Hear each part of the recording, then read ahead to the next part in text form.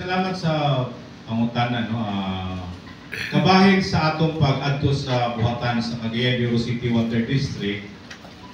Atong giadtuan gyud, no, personal uban sa majority sa atong board o director sa Cagayan de Oro City Water District.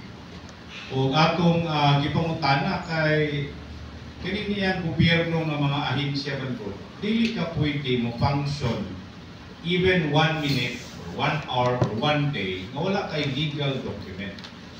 Dili gid na siya pwede. Parehara gali na sa pulis, kanang aplikante sa pagka-pulis, bisag hapit na siya gyud mahimong pulis, dili gid na siya pwede mo gamit gali usulod sa uniforme.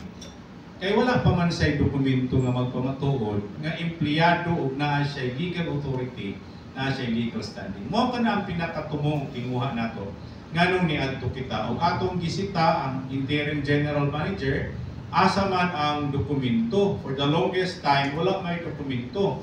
Matud pa niya kaming kuno ang legal team sa luwa ug ang abogado usab gikan sa OGCC. So mapasalamaton kayo kita uban sa kahibulong nganong inana kadali inana ka quick quick response team, no, nga nahibalo sila nga naa karon din moabot tayo sab, no. Pero in spite of that, atong hulaton ug hatagan og kahigayunan nga makita gayud nato ang dokumento kay sayod man ta nga mao man kini ang atong giya ug kini bang nagpamatuod usab nga dunay legal nga kamatuoran ang ilahang gi-claim ug ang pagpadayon nga pag-discharge sa ilahang function dinha sa buhatan sa Cagayan de Oro City Water District, no. So lisod kayong ispilingon, no, kay naay mga pronouncement nga incompetence, mismanagement niya. Hangtod karong mga panahon na bisan gali due courtesy for us to be informed and be notified that there is such an intervention, there is such an extension.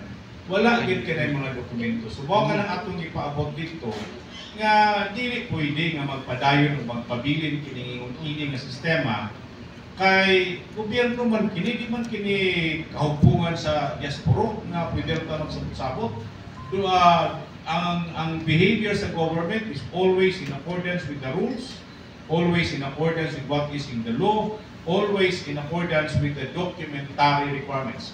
Mao man gani nga ang COA gisita usab sila nganong naa mo ani nga mga disbursement nga wala man mo legal standing, wala man mo legal personality.